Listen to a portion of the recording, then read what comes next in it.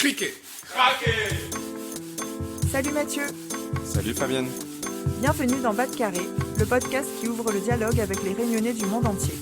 Alors ici, on reçoit des sportifs, journalistes, chefs cuisiniers, chefs d'entreprise, artistes ou encore youtubeurs, parce que chaque Réunionnais a son histoire à raconter. Ensemble, allons Bas de Carré. Allons découvrir qui ils sont et comment ils font pour garder en eux la Réunion.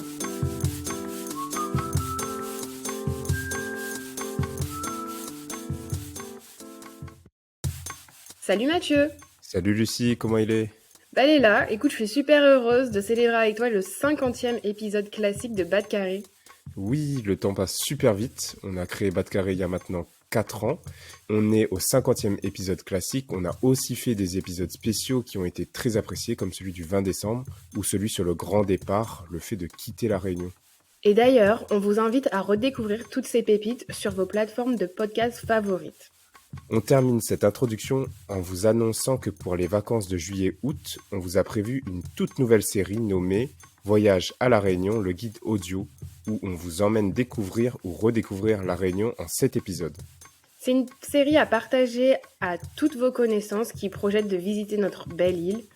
Bon Mathieu, assez causé, présente à nous l'invité du jour. Aujourd'hui, j'ai le plaisir de vous présenter mon échange avec Anne Bonneau, une personne qui nous inspire énormément chez Bas de Carré. Autrice de podcasts, d'émissions radio, de documentaires TV pour Réunion la Première et le groupe France Télévisions, Anne revient sur son parcours et aborde des sujets passionnants comme l'importance de transmettre nos traditions ou encore de donner la parole aux personnes du quotidien qui font la beauté du monde. Avec elle, nous allons découvrir comment elle conçoit ses émissions culturelles et les coulisses de Réunion la Première. Vous retrouverez en description de l'épisode les références et les liens vers son travail. Je vous recommande d'aller voir et d'écouter son podcast Ça même la Réunion sur Instagram pour la découvrir. Je vous souhaite à tous et à toutes une bonne écoute. Bonne écoute à toutes. Bonjour Anne, bienvenue sur Bas de Carré. Bonjour Mathieu, bienvenue à tous. Je suis très heureux de t'accueillir aujourd'hui. Habituellement, c'est toi qui tends le micro aux autres dans le cadre de tes émissions. Mais aujourd'hui, on inverse les rôles. Et pour démarrer, plutôt que je fasse ta présentation, j'aimerais te demander comment est-ce que tu te présentes, toi, auprès de personnes qui ne te connaissent pas ? Imaginons qu'on est dans un vol Saint-Denis-Paris et que tu dois te présenter à la personne qui est assise à côté de toi. Tu utiliserais quel mot ? Podcast, c'est le premier mot en fait. Plus que reporter, journaliste. Parfois, journaliste, c'est un mot qui est assez pratique pour ceux qui n'y connaissent absolument rien et qui voient pas ce que c'est qu'un podcast et qui voient pas non plus ce que c'est que de la production radio. Et voilà, donc podcast, c'est un peu... je fais des podcasts, voilà. Ça résume assez bien mon métier en ce moment. Tu utilisais déjà ce mot-là au début de ta carrière ou est-ce que maintenant ça devient plus pratique d'utiliser ce mot ? Non, j'utilisais pas ce mot-là parce qu'au début de ma carrière, il y a très très longtemps, les podcasts n'existaient pas. Donc au début de ma carrière, je disais que je faisais de la radio et là tout le monde comprenait.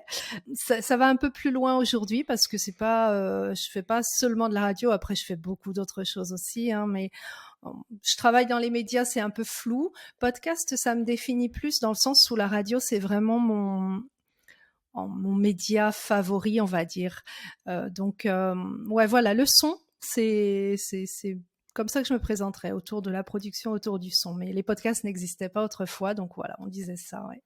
Oui, en tout cas, le podcast, ça me parle parce que c'est comme ça que j'ai découvert ton travail, assez récemment, je dois le dire, à travers ton émission Ça même la Réunion, où tu mets en lumière et en 2 minutes, comme tu le dis, tout ce qui fait que la Réunion et la Réunion. C'est un format que j'adore et qui me rattache à mon île et qui m'a donné envie de savoir qui se cachait derrière Ça même la Réunion. C'est comme ça que en menant ma petite enquête qui était très facile à mener, je suis tombé sur toi.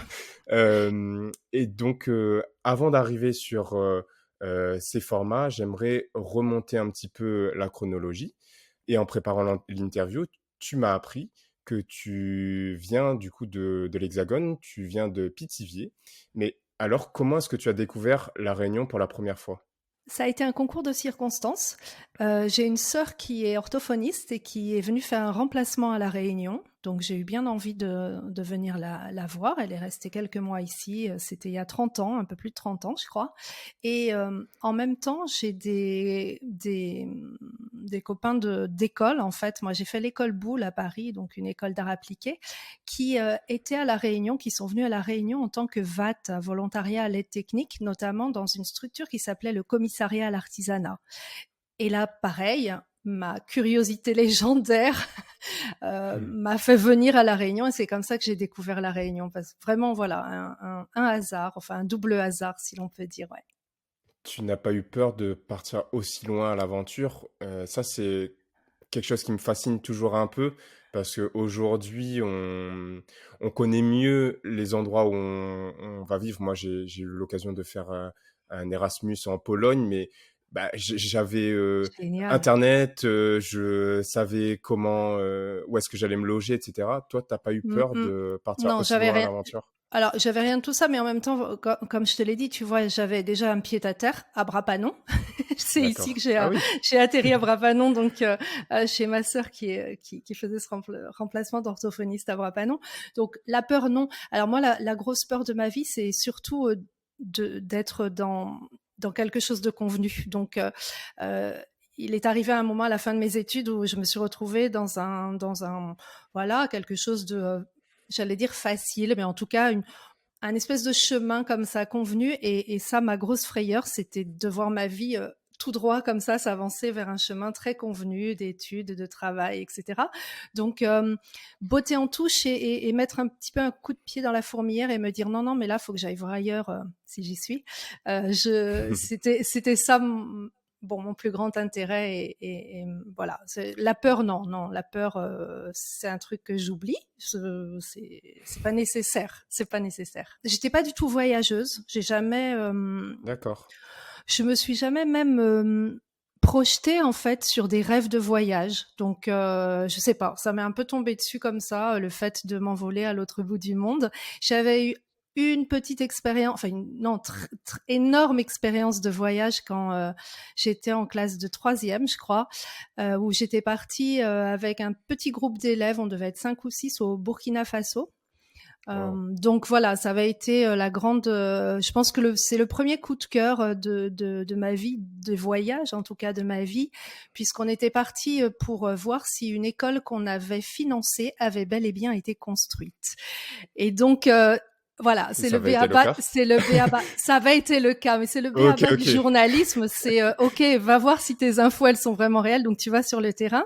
Et Génial. là oui, là je rends hommage à la prof d'histoire géo qui nous avait voilà, botter les fesses en nous disant arrêtez de vous lamenter sur le tiers-monde, faites quelque chose. Donc on s'était débrouillé pour financer en fait la construction de cette école.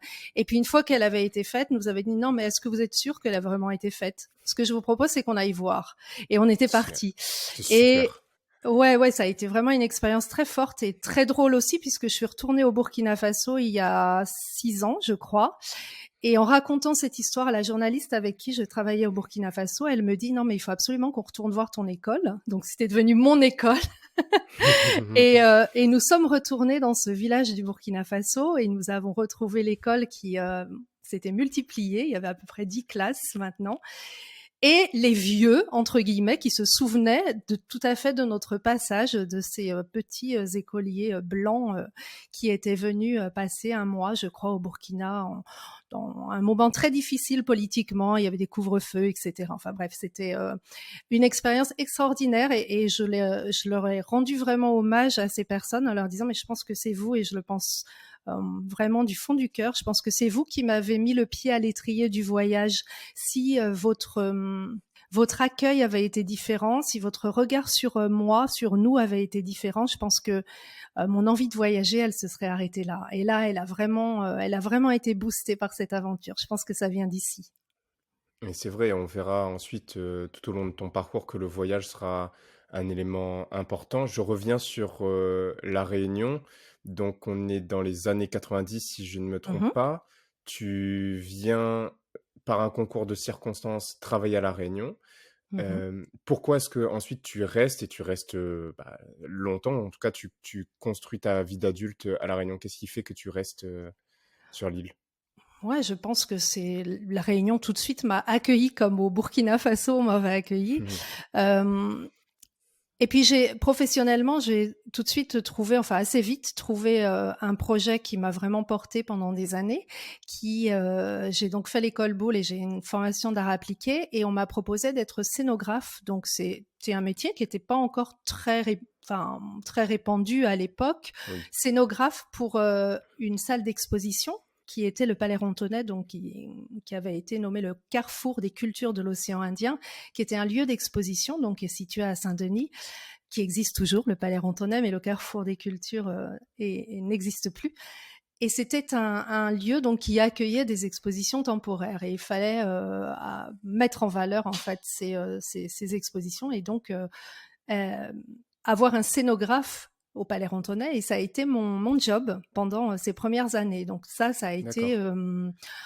extraordinaire parce que je travaillais avec une matière qui était fabuleuse. On accueillait des expositions, des collections du Musée de l'Homme à Paris, du Musée de Darwin en Australie. On a accueilli les plus grands artistes, Ousmane Sow par exemple. Enfin, ça me permettait vraiment d'avoir de travailler au quotidien avec des œuvres d'art et avec des artistes. Et ça, c'était fabuleux. Sans compter que le Palais Rontonnet à l'époque, c'était quand même la fine fleur de la culture réunionnaise qui s'y trouvait parce que concours de circonstances aussi, c'était l'époque où on a créé les premiers CES musique à La Réunion. Et donc, il y avait tous ces grands noms, Christian Battisto, Gilbert Pugna, Jacqueline Farérol, qui étaient là, j'en cite 3, mais il y en avait encore beaucoup d'autres, qui étaient là et qui œuvraient aussi au Palais Rontonnet. Donc, ça m'a permis aussi de rencontrer en fait des personnes qui avaient énormément à dire, à raconter et c'était parfait pour la petite éponge que j'étais, toujours à l'écoute. Donc, je pense que j'ai été dans des conditions qui ont vraiment favorisé ma curiosité et m'ont donné envie de rester et d'en savoir un peu plus sur ce pays, ouais. Qu'est-ce que c'est que le CES musique? Contrat emploi solidarité, c'était D'accord. des formations en fait qui permettaient à des personnes en insertion, j'imagine. Je me souviens plus exactement des termes, tu pourras vérifier. Ouais. Qui permettaient donc à des personnes d'avoir une formation en musique et qui Ok. permettait donc à ces personnes tu sais, comme on fait de l'insertion aujourd'hui dans différents domaines, ça peut être n'importe quoi, ça peut être, je sais qu'il y a une radio qui s'appelle Parlazote à Saint-Denis qui fait de l'insertion à travers la radio, il y a les jardins de Cocagne qui font de l'insertion à travers le maraîchage bio, enfin voilà. Donc ça permettait de faire de l'insertion à travers une formation de musiciens et à partir de ce moment-là, ça a créé des vocations, ça a créé des groupes, ça a créé une émulation, ça a créé une dynamique. C'était une des options en fait qui avait été prise juste après les années Mitterrand. Et c'est comme ça que tu mets un pied dans la radio ou c'est par un autre biais? Allez, encore un autre hasard, Mathieu. Au Palais Rontonnet travaillait comme chargé de mission Pascal Dallot, qui est une des grandes voix de la radio. Je pense que tes auditeurs de plus de 20 ans doivent la connaître. Et elle était chargée de mission. Et donc, on a travaillé pendant quelques années ensemble et on avait vraiment une relation très proche et on s'entendait super bien. Et en 94, elle est repartie à RFO, en fait, pour avoir une émission quotidienne. Et elle m'a proposé dans son émission quotidienne d'intervenir comme chroniqueuse. Donc j'ai commencé avec une chronique quotidienne. Je ne connaissais absolument pas la radio. Je n'avais aucune velléité d'explorer ce monde-là. Et c'est encore une fois, on m'a dit mais t'es cap? Et j'ai dit oui. Et je me souviens très bien du moment. Elle est venue un jour avec un gros nagra et 2 micros et elle a dit allez vas-y, on essaye un truc. Bien évidemment, j'étais tétanisée, mais ça s'est assez vite concrétisé et on a fait donc cette chronique et on a fait pendant des années. En fait, je lui ai proposé après pendant des années des chroniques thématiques et c'est là où on arrive presque en fait, c'est vraiment le format du podcast aujourd'hui, 1 Oui. minute 30, 2 minutes et j'ai commencé un peu comme ça en fait. Oui, en fait, cette chronique, elle s'intégrait dans le cadre d'une émission, j'imagine. Oui, oui. Et alors qu'aujourd'hui, en tout cas, on le voit plus sur les réseaux, j'avoue que étant pas à La Réunion, je n'écoute pas Réunion la première tous les jours, mais on peut sortir donc ta chronique et en faire un podcast Tout à fait. solo, dédié, Ouais, qui vit tout tout à seul. fait. Oui, oui, Mais au final, c'est presque la même chose. Enfin, on tout à pourrait fait. très Ouais, bien ouais, extraire tes anciennes chroniques pour en faire un podcast dédié si ça avait été complètement, complètement, ouais, la période. Ok. ouais. Et qu'est-ce qui t'a plu dans ce médium? Tu travailles tout de suite sur de la culture dans tes chroniques ou est-ce que c'était sur d'autres sujets? C'était beaucoup plus large au tout début. C'était une chronique qui s'appelait Bricolo. Et donc, c'était vraiment. Je pense que Pascal Dallo s'était rendu compte qu'il me fallait pas grand-chose pour créer quelque chose. Et voilà, bon, j'avais cette propension à pouvoir créer quelque chose avec pas grand-chose. Et l'idée, c'était d'explorer un peu tout ce qu'on pouvait faire. C'était entre bricolage et ou décoration ou choses comme ça. Et après, j'ai proposé des chroniques thématiques. Alors hyper variées, pas forcément sur la culture, mais vraiment sur le quotidien. Et c'est là où on retrouve un peu ça même la Réunion. Il y avait une chronique sur tous ces objets qu'on utilise le matin. Donc ça s'appelait 3 fois rien. Et j'ai décrypté en 1 minute 30 aussi l'histoire du peigne, du toaster ou voilà, des choses comme ça. Comment est-ce que tu as réussi à... Parce que c'est pas dans ta formation, enfin, je connais pas ta formation, mais si on me dit école d'art comme ça, je me dis pas que à travers une école d'art, tu vas apprendre à raconter des histoires et en plus, raconter des histoires sur des sujets comme le bricolage, c'est plus compliqué que raconter l'histoire de tel tableau ou raconter l'histoire de tel personnage historique, par exemple. Comment est-ce que tu as fait pour être bonne là-dedans, pour qu'on te propose des émissions, des chroniques et qu'on te donne confiance, qu'on te laisse la confiance par la suite? En fait, je pense que il n'y a pas une si grande différence entre construire un espace, une scénographie, et construire une émission de radio. Effectivement, le matériau, il n'est pas le même, mais ce qui est nécessaire, c'est l'harmonie, c'est le rythme, c'est la concordance des choses, c'est la profondeur enfin, c'est 2 matériaux qui sont différents, mais dans la construction, c'est la même et je crois que c'est la grande chance que j'ai eue en étudiant à Boulle, c'est qu'on avait vraiment des matières. Alors oui, on avait aussi des cours pour raconter des histoires, alors Mmh. peut-être pas pour en faire des podcasts, mais en tout cas pour présenter nos projets et cetera. Donc ça existait, mais aussi des cours de couleurs, des cours de modelage, des cours d'harmonie, des cours de construction. Et tout ça a fait, je pense que ça m'a donné comment dirais-je, quelque chose qui m'a permis voilà, d'avoir cette base. Ça m'a donné cette OK. base voilà, de formation, une formation qui m'a permis de l'appliquer dans différents domaines. J'aurais peut-être pu l'appliquer à la cuisine aussi. Je pense que c'est la même chose. Tu as différents éléments et au final, il faut que ce soit harmonieux et que ça ait du sens et que ça touche les gens. Bah, je pense que c'était la même chose pour construire des émissions de radio et ensuite j'ai fait des documentaires également en télé, mais c'est toujours la même chose. C'est à qui tu t'adresses et comment tu vas leur faire passer ce que tu veux faire passer. Qu'est-ce que tu veux faire passer et comment tu vas le faire passer. Donc ça, c'est les questions qu'on se pose pour construire une ambiance dans une salle d'exposition. C'est aussi une question qu'on se pose pour construire une émission. Donc c'était pas tellement aux antipodes pour moi, ça. La question, elle peut être un peu étrange pour les auditeurs qui sont pas dans le podcast ou dans la radio ou dans les médias.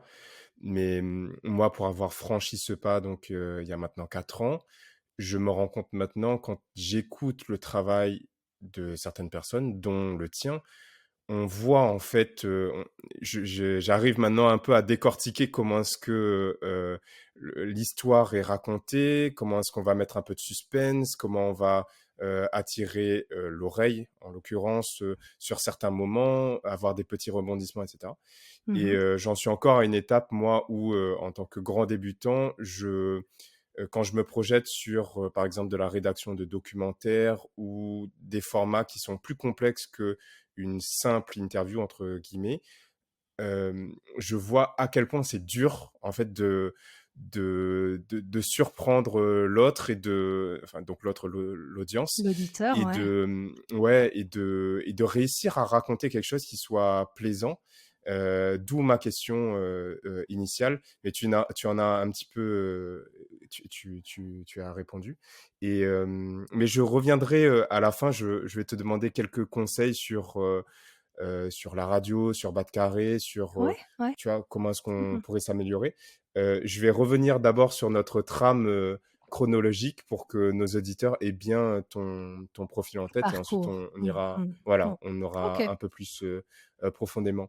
Donc, c'est à ce moment-là que tu fais tes premiers pas chez RFO, donc Oui, l'ancien Réunion La Première, qui fait partie du groupe France Télévisions. oui. Que représente ce groupe pour toi? Je devrais pas le dire, mais à l'époque, ça représentait rien du tout. J'étais vraiment très loin des médias et c'était pas du tout un Graal, pas du tout. C'était juste une opportunité et quelque chose de drôle. On allait faire un truc et ça allait nous amuser avec Pascal. Et je pense que c'est pour ça que ça a marché aussi au début, parce que c'était cette espèce de connivence, enfin pas cette espèce de connivence, c'était cette connivence réelle que nous avions toutes les deux et qui s'entendait à l'antenne. Et pour moi, il était vraiment question. Alors, c'était beaucoup de travail aussi parce que, bien évidemment, il faut préparer les choses et on n'arrive pas à l'antenne comme ça. Mais mais c'était quand même une joie, c'était quand même un plaisir, c'était une exploration, j'avais tout à apprendre. Donc, j'ai eu la chance aussi d'être entourée par des techniciens qui étaient hyper bienveillants, avec lesquels on riait bien aussi, mais j'apprenais énormément et surtout, voilà, là l'idée c'était vraiment d'être hyper humble et de et de tout capter. Donc j'avais tout à apprendre, mais c'était surtout la joie. Donc je me faisais pas une représentation complètement dingue en disant oh là là mon Dieu mais je travaille pour RFO. Alors j'avais tout à fait conscience de ce que cela impliquait et j'étais tout à fait ouais, honnête avec ça, mais je ne m'en faisais pas non plus. Enfin, j'étais pas du tout arrivée parce que je Hmm. travaillais à RFO à l'époque, même si je mesurais la chance que j'avais de pouvoir travailler dans cette maison. C'est comme quand on est danseur et qu'on rentre à l'Opéra de Paris. Je pense voilà. Enfin, c'est juste fabuleux. On a des moyens extraordinaires qui nous sont donnés. Moi, à l'époque, c'était la formation et voilà la bienveillance qui m'a été donnée pour pouvoir continuer à travailler. Ouais. Et si je te pose la question maintenant à la Anne de 2024, que représente ce groupe France Télévisions, RFO, Réunion La Première pour toi? Je pense que voilà, avec la maturité et l'âge et les années, là, j'ai réalisé que j'étais arrivée à l'opéra. Non, c'est une super maison. Je vais te dire pourquoi. C'est une maison des possibles, hein. Moi, j'ai commencé en tant que chroniqueuse et j'ai touché absolument à tous les médias. C'est-à-dire qu'on m'a permis de faire des ponts entre la chronique radio, ensuite j'ai eu mon émission, ensuite on m'a dit mais tu sais tu pourrais faire une chronique pour la télévision. J'ai fait mon premier 26 minutes, j'étais auteure, puis réalisatrice, j'ai fait des 52 minutes. Je suis aujourd'hui au web. Enfin, tout est possible et ça, c'est quand même un truc qui est génial. Alors, ça, c'est la partie professionnelle, mais il y a aussi France Télévisions et notamment l'outre-mer. C'est des ponts Mm. entre les différentes régions. Ça veut dire que vous êtes amené demain à travailler à Mayotte ou en Polynésie ou en Calédonie, en Guadeloupe, en Guyane, à Saint-Pierre-et-Miquelon.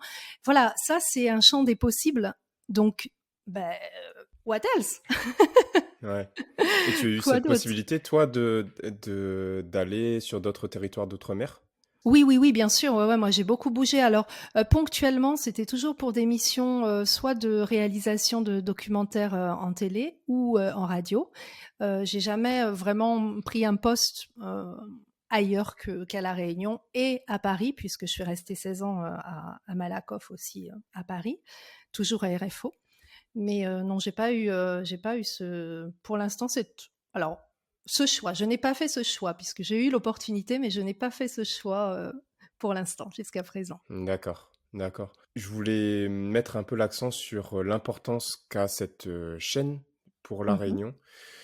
Pour les plus jeunes qui nous écoutent, je pense quand même qu'ils le savaient, mais à l'époque, moi j'ai connu l'époque où il n'y avait que 3 chaînes télé, donc RFO, Tempo, Antenne Réunion. Et donc c'était l'époque avant Internet, l'époque mm, avant Canal Satellite, Parabole Réunion, etc. Et Ouais. on avait ces 3 chaînes et puis voilà. Et Basse. donc, on peut dire que RFO était vraiment au cœur de La Réunion. Est-ce que Oui. tu partages ce point de vue? Et ça l'est toujours. Et ça l'est de plus en plus. C'est vrai que on en a pris conscience bon, dans les années 80. RFO avant, c'était l'ORTF, donc c'était une autre époque. Mais je pense que c'est à partir de peut-être des années 90, justement, où RFO vraiment s'est encore plus investi sur le terrain.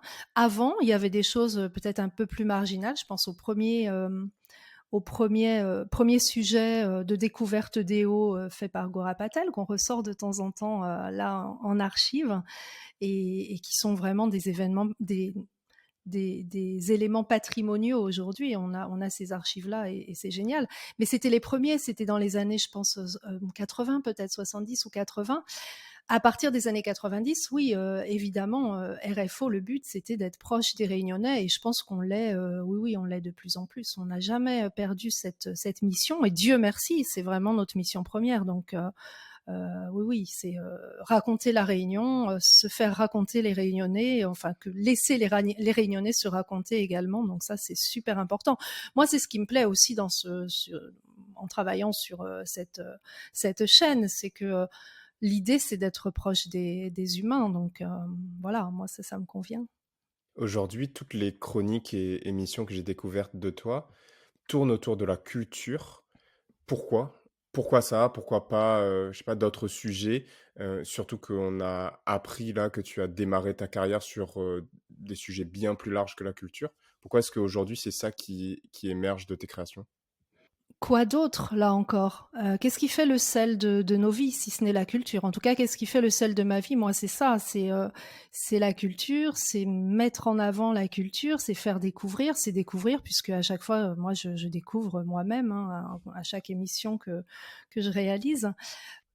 Je pense que c'est ce qui nous tient en tant qu'être humain, c'est ce qui nous nourrit en tant qu'être humain. Donc, je pense que c'est super important de le mettre en avant, même si c'est pas ce qui paye entre guillemets le mieux, dans le sens où c'est pas forcément ce qui attire la majorité des foules, mais c'est super important de poursuivre, de continuer, ouais, de parler de ça. Je pense que c'est aussi la mission de RFO de s'intéresser à la culture de chacun des pays. On a un territoire qui est hyper riche, qui est hyper dynamique, qui puise dans ses fondamentaux culturels, que ce soit voilà, le Maloya, la musique, le théâtre, etc., et qui le revisite et qui le fait vivre. Donc, être témoin de tout ça et pouvoir ouais, voilà, en témoigner aussi à travers des émissions, des chroniques, etc. C'est super important pour moi. Je pense que c'est une des choses les plus importantes. Je suis pas du tout économiste, géopolitique. Enfin voilà, ça, ce sont des choses accessoires. Enfin, on met son niveau d'intérêt enfin, c'est notre liberté de pouvoir mettre son niveau d'intérêt où l'on veut. Et moi, Oui. c'est clair que c'est la culture qui me fait, qui me nourrit, qui me fait vivre, qui me fait palpiter, qui m'interroge, qui crée le plus d'émotions. Enfin voilà, c'est ça. Et puis mine de rien, je trouve moi que le fait de documenter comme ça la vie des gens, donc en l'occurrence la vie des Réunionnais pour certaines de tes émissions, ça crée aussi une sorte de héritage pour les générations futures, de savoir comment était la Réunion dans les années 2000, comment était la Réunion dans les années 2010, 2020, 90, etc. Mm. Et de comprendre aussi les préoccupations qu'on pouvait avoir à certains moments. Quand je vois sur YouTube à quel point la chaîne de Ina, Mhm. Oui. fonctionne bien et qu'on voit toutes les archives des années 50-60 avec, je sais pas moi, des fois c'était des questions au micro-trottoir. Que pensez-vous du fait que votre femme touche autant que vous en termes de salaire? Et Ouais. tu vois les réactions des gens. Bah, je trouve que c'est bien parfois de se rappeler d'où on part, c'était quoi les préoccupations des gens à certains moments. Et par la radio aussi, donc par tout ce que tu fais, tu permets de créer aussi une sorte d'ancrage et d'archives pour le futur, même si là on parle Mm. un peu Mm. au temps présent. Est-ce que tu as conscience de ça? Oui, oui, parce que les questions de transmission des valeurs, je pense que c'est ça qui m'anime. Alors culture, le mot est un peu large, mais je pense que dans tout ce que je fais actuellement et ce que j'ai fait les années passées également, ce qui m'intéresse plus, c'est la géographie de l'intime, les solutions d'existence, les différentes solutions d'existence. Ça me passionne. La multiplicité de l'être humain, sa singularité, je trouve que c'est super important. C'est l'invisible, mais en même temps, comme tu le dis, on n'est pas du tout sur de la nostalgie, hein. C'est vraiment poser les choses et se dire ouais tiens, on vient de là, ah oui, on a passé ça, ah oui, mais ce truc qu'on nous serine depuis des générations, qu'est-ce qu'on en fait? Et dans toutes les chroniques aujourd'hui que je propose, la question, elle est là. C'est qu'est-ce qu'on fait de ce qu'on nous a légué, qu'est-ce qu'on garde, qu'est-ce qu'on jette, pourquoi, d'où ça vient, comment les autres avant ont vécu avec ça. Et voilà, c'est un peu la question de la vie de chacun.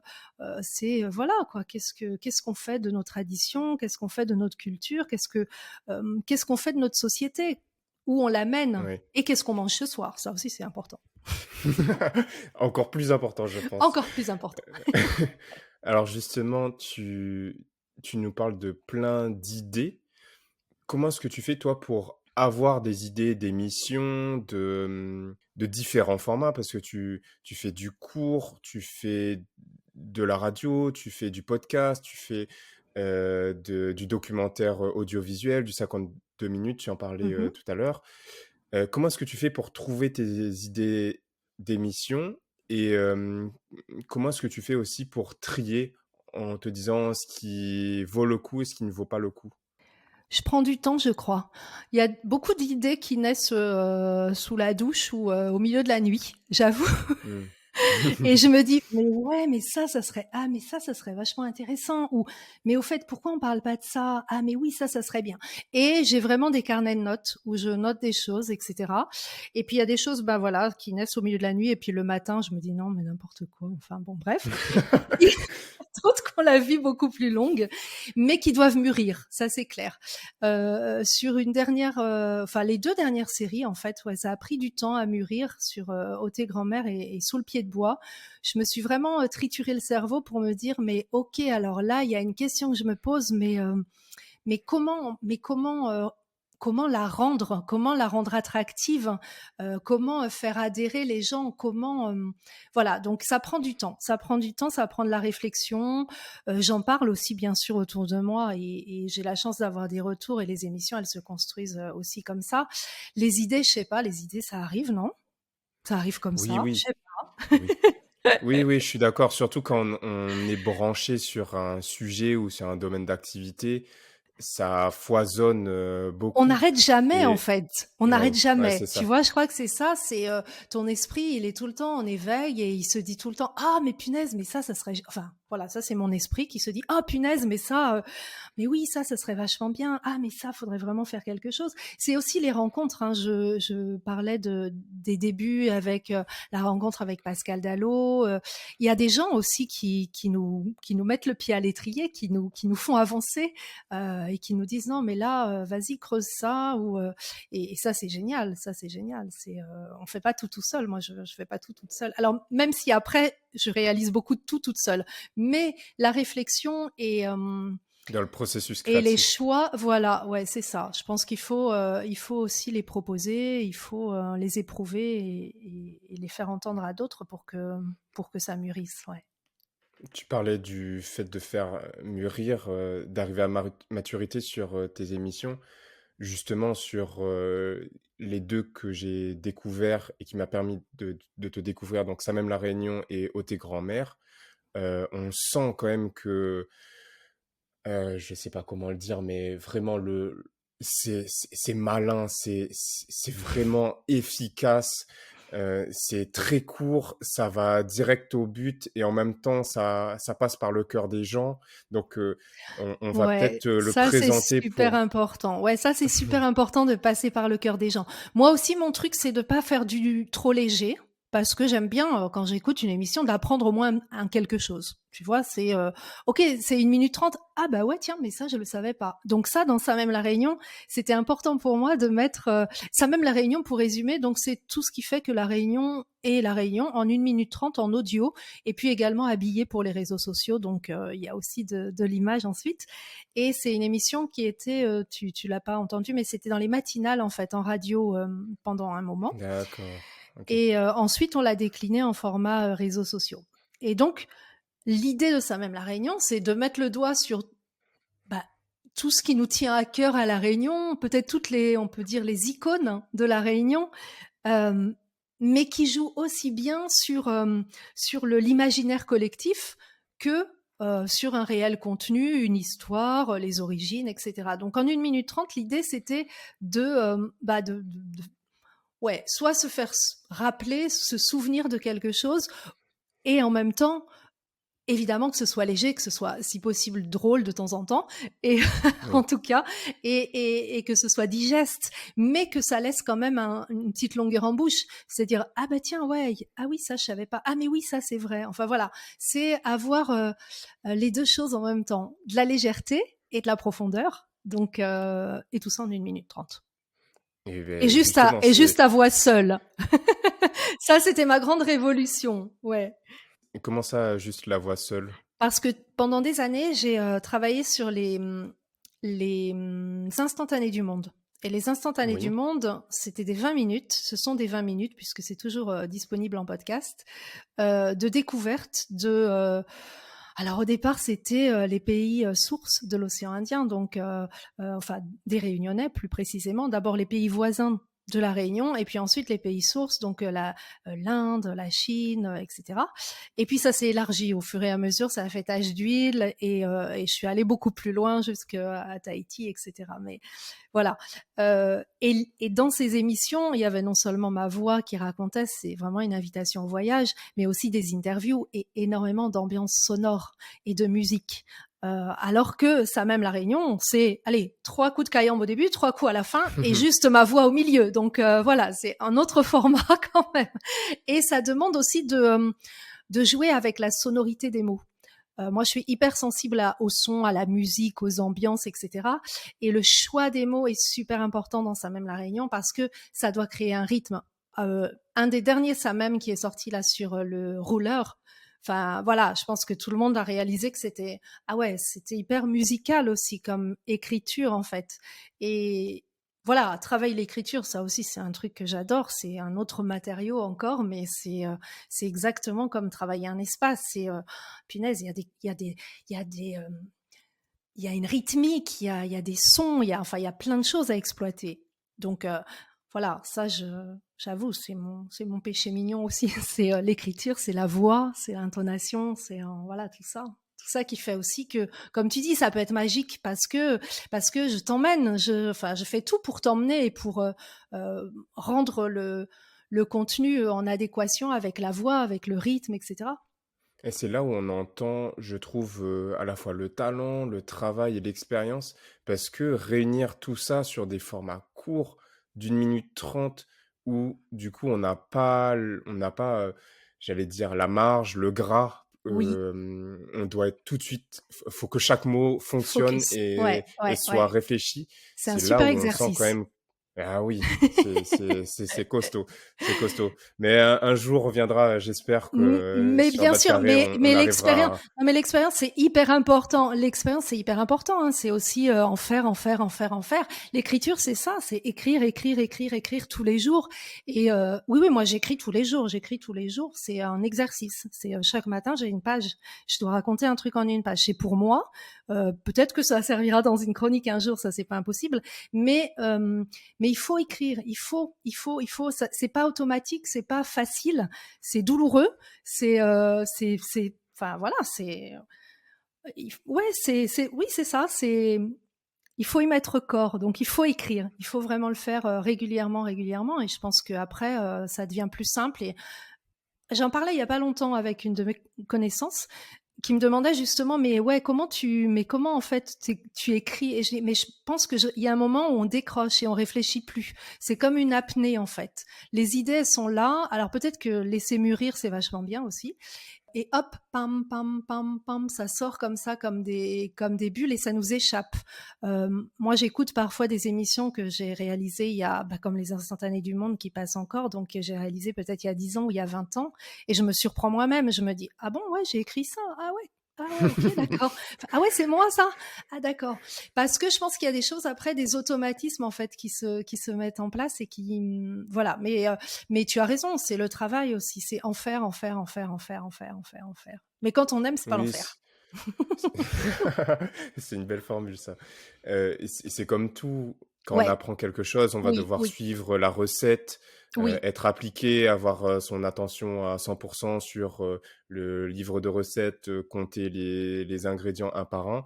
Et puis, plus on est bon, plus on s'entraîne et plus on peut s'en détacher, se permettre d'improviser et réécrire ses propres recettes soi-même. Donc, en tout cas, ça me parle tout ça. Mais je m'interrogeais, je reviens un peu plus sur du pragmatique.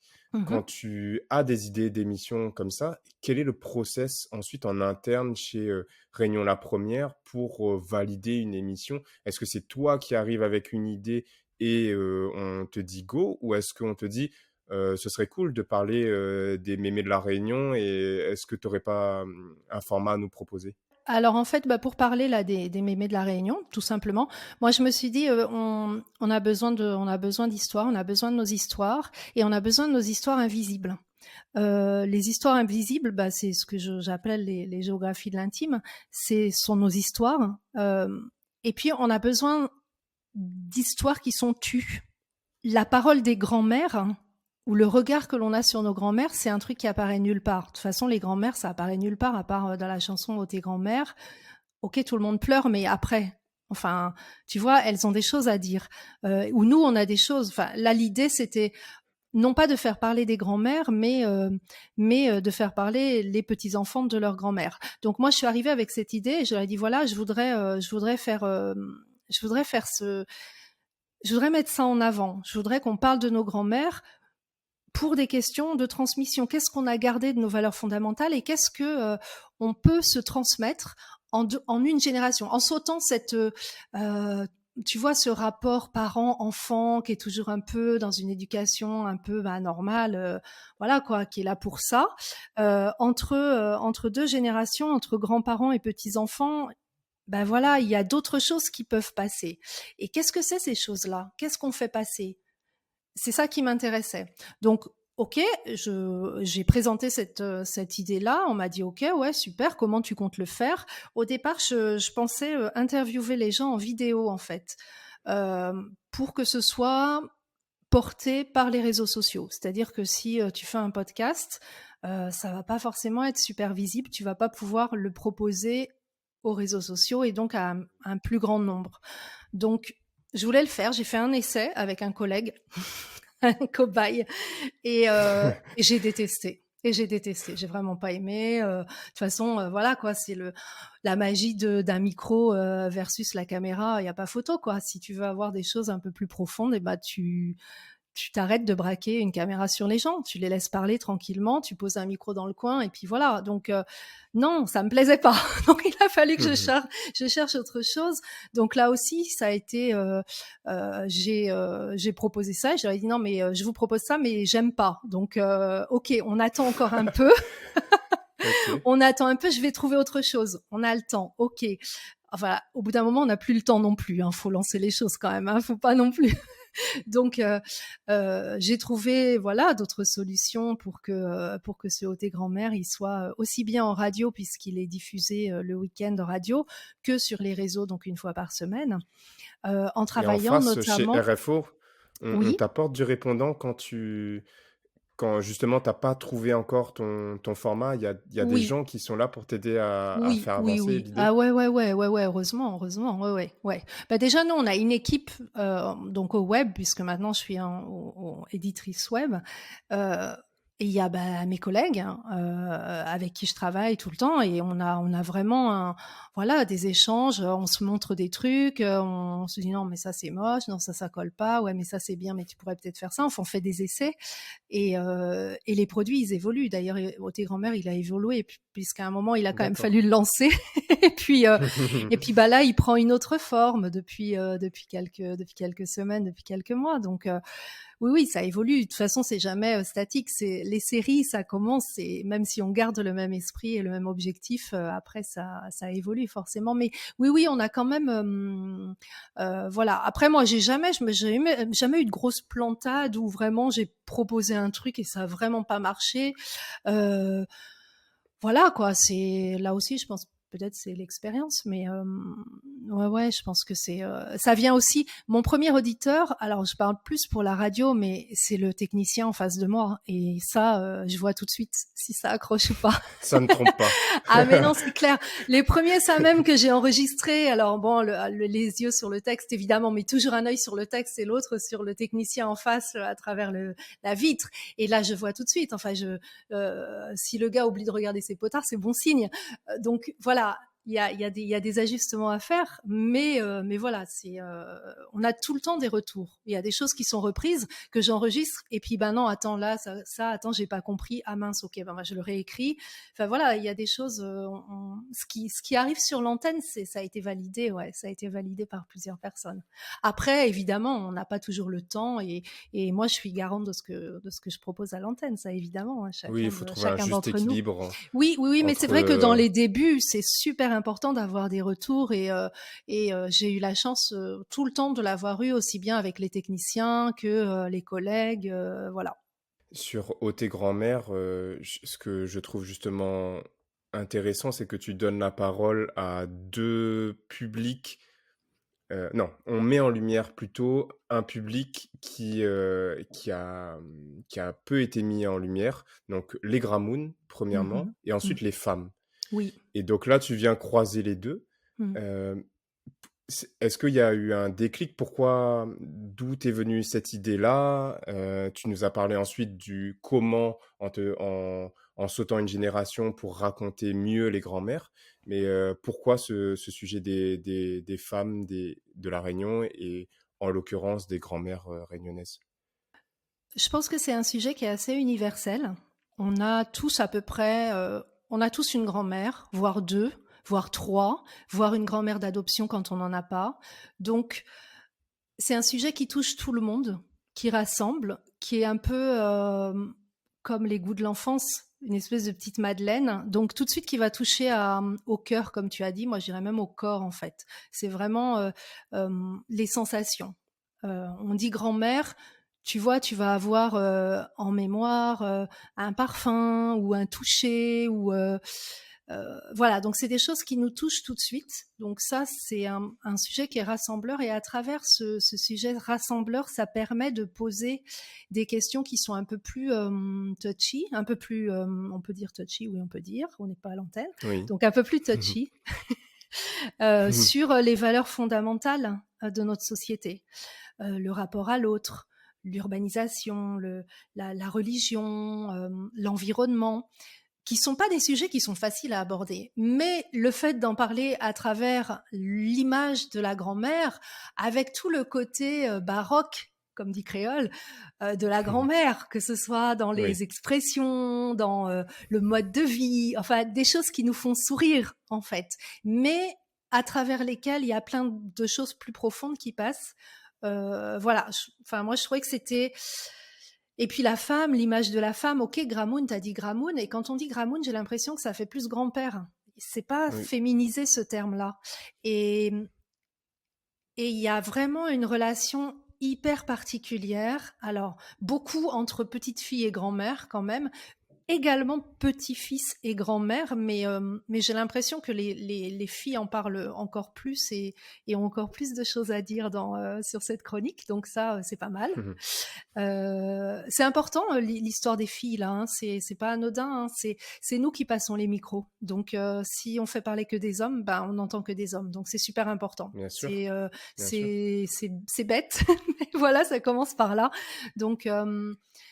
c'était important pour moi de faire parler des femmes, de parler des femmes et d'habiller ce podcast avec une illustration qui a été créée par une illustratrice. Donc ça aussi, c'était important que ce soit d'ailleurs une jeune illustratrice, Clara, qui travaille sur les visuels de ces podcasts-là. C'était important. C'était important d'être, voilà, d'avoir cette unité en fait. C'est Et à nous de puis le faire. la grand-mère, j'ai l'impression, peut-être que c'est un cliché, mais qu'il y a plus de transmission d'une grand-mère à ses petits-enfants qu'un grand-père à ses petits-enfants. Parce que va y avoir, en tout cas pour une famille créole ou une famille réunionnaise, parce Mm, que va y mm, avoir les repas du dimanche, mm, parce que va y avoir la messe, la communion, mm, ou mm, ces sujets autour de la religion, et que souvent les mémés sont très investis là-dedans. mm.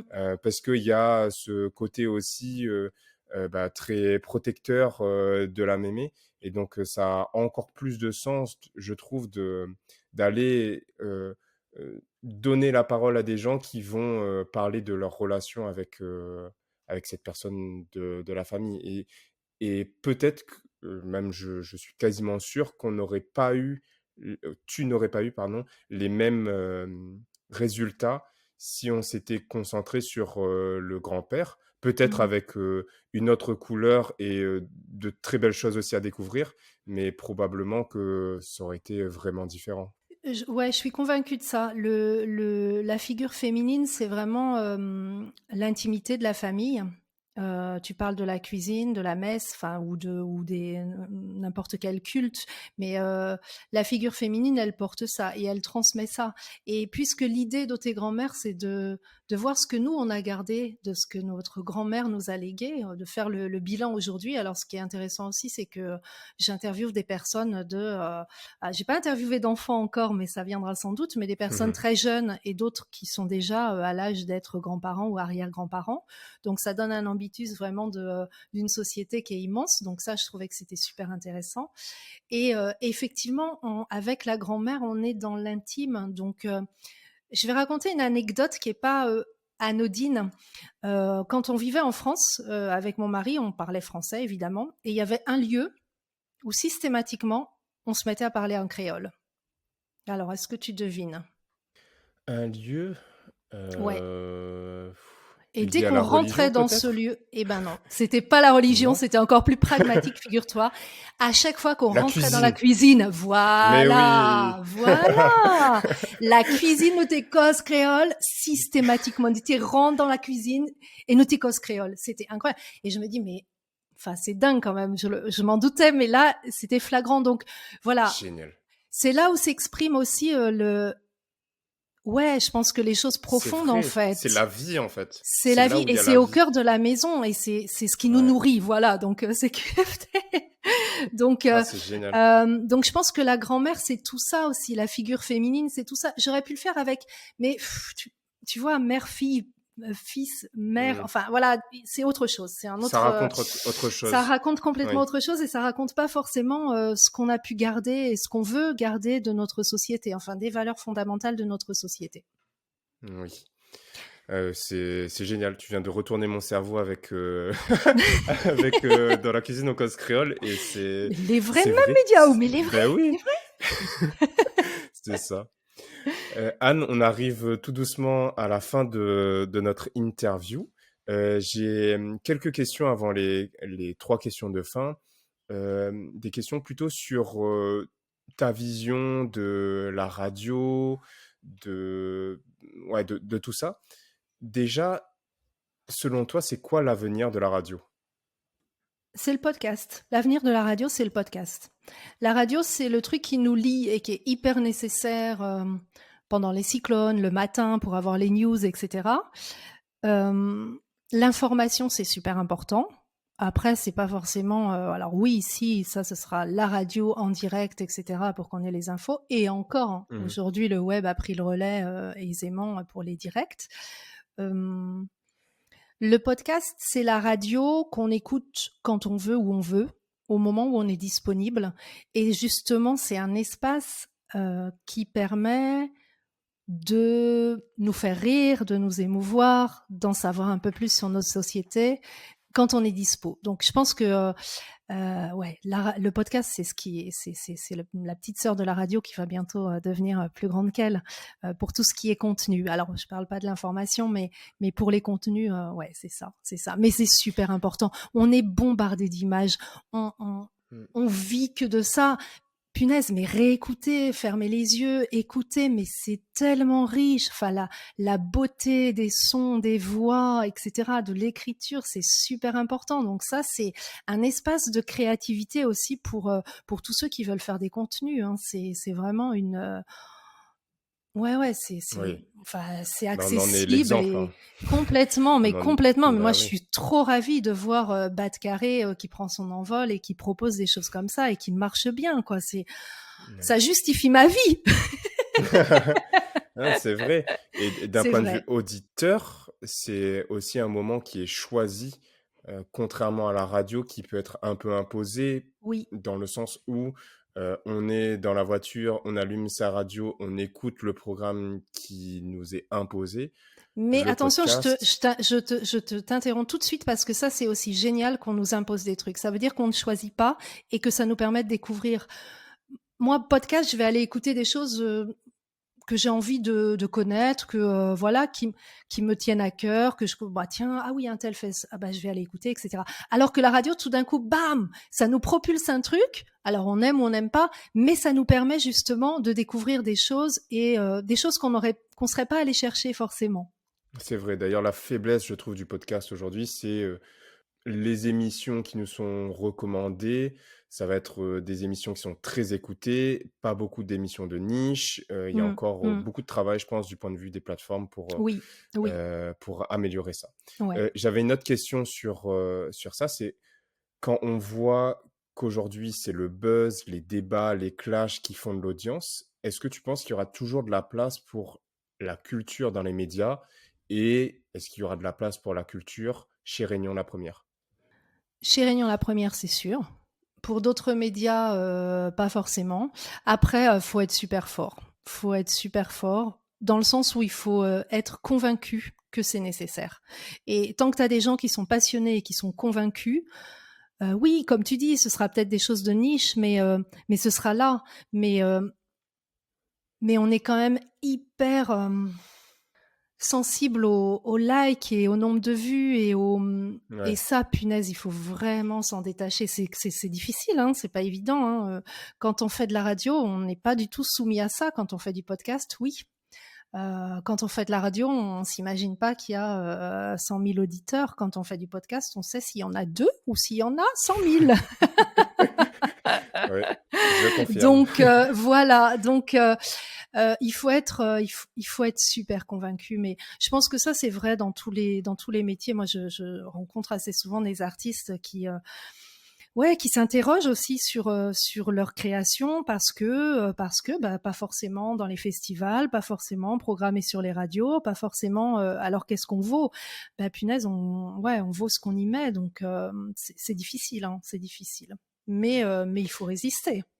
On est là pour ça. Et justement, chez Bad Carré, nous, on n'a pas fait d'école de journalisme. On a tout fait de manière autodidacte, en indépendant. Quel conseil tu donnerais à des jeunes auteurs passionnés comme nous ? Ne vous créez pas de frustration, ne vous sentez pas moins important, moins fort, moins formé parce que vous n'avez pas fait d'école de journalisme, surtout pas. La curiosité et l'enthousiasme, je pense que c'est la clé, c'est vraiment la clé. L'écoute, allez voir ailleurs, allez voir ce qui se fait. Voyez ce qui vous plaît, décortiquez comme ce que tu fais, hein, Mathieu, tu l'expliques très bien, hein, mais je pense que c'est ça,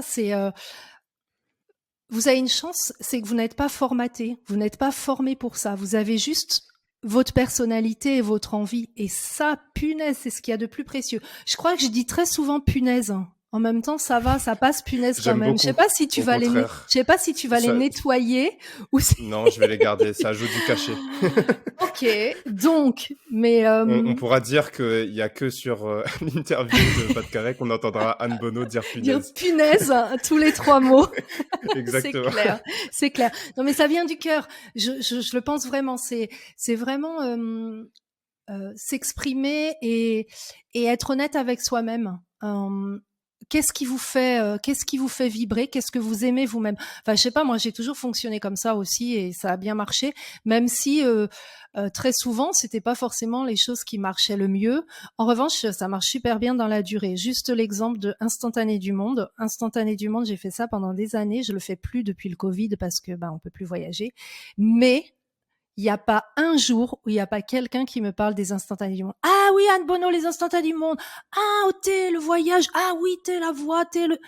Ouais, c'est des choses qui marquent en fait. Et ça, je pense que c'est la plus grande satisfaction que je peux avoir aujourd'hui. C'est de me dire ah punaise, mais génial, ça a permis aux gens de voyager. L'idée, c'était vraiment de susciter l'empathie vers l'autre, vers le différent. Et ça a marché. Donc, c'est juste ouais, bien, c'est magique. Enfin, c'est une raison d'être. Ouais. Merci beaucoup, Anne, d'avoir pris le temps de nous partager tout ça. Il nous reste nos 3 habituelles questions de fin. Pour commencer, quel est le Réunionnais ou la Réunionnaise qu'on devrait tous connaître ? Je ne vais pas pouvoir répondre à cette question. Depuis que tu m'as envoyé cette question hier, je me suis retourné le cerveau et je me suis dit, moi, à chaque fois que je sors d'une interview, je me dis, oh là là, mais cette nana, elle est géniale. Ah, mais ce gars, mais j'adore. Et en fait, il n'y a pas un ou une Réunionnaise. Moi, je pense que c'est tous les gens que je rencontre, mais ils sont tellement singuliers et tellement... C'est ce qui fait que la Réunion, elle est plurielle. C'est que cette singularité et cette... Voilà, non, je te donnerai pas de nom. Il n'y a pas un ou une Réunionnaise à connaître. C'est vraiment aller vers l'autre, l'écouter et là se rendre compte que celui qui est à connaître, il est juste là, quoi. C'est celui avec qui vous avez l'opportunité de parler et celui que vous croisez dans le chemin. C'est ça. Hein. Je partage tellement ton avis parce que après chaque interview, tu dis la même interview chose. devient c'est la meilleure. Mon interview préférée. Pareil. Oui. Bon, on est raccord là-dessus.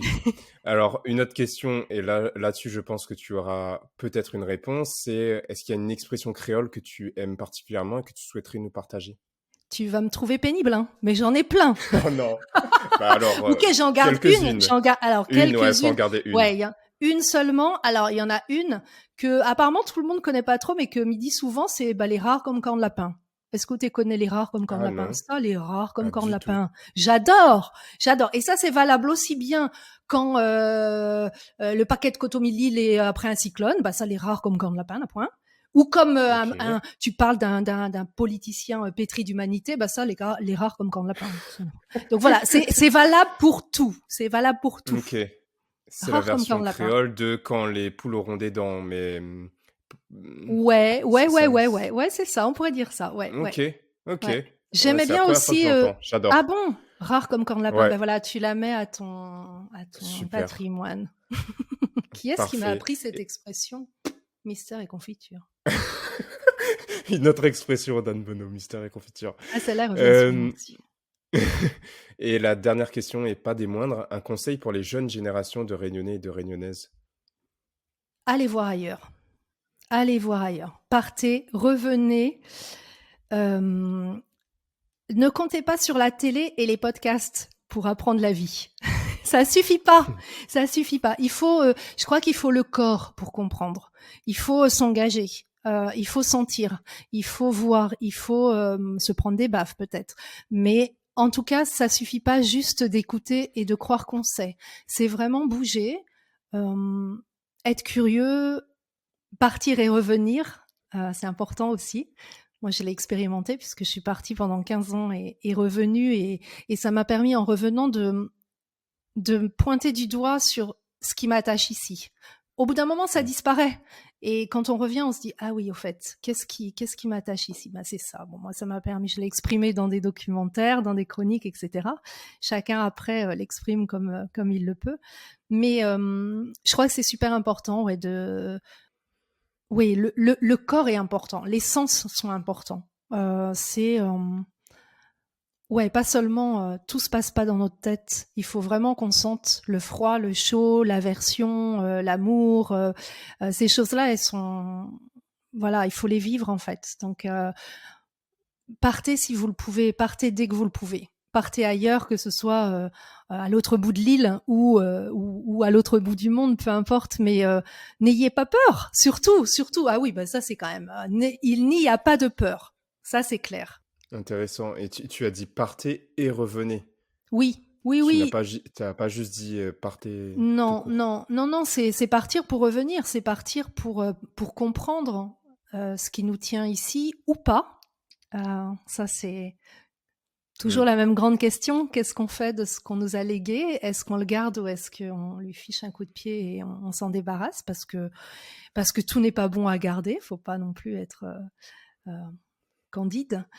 Mais c'est en partant qu'on sait si on a envie de revenir aussi. Et puis, si on revient pas, c'est pas dramatique non plus.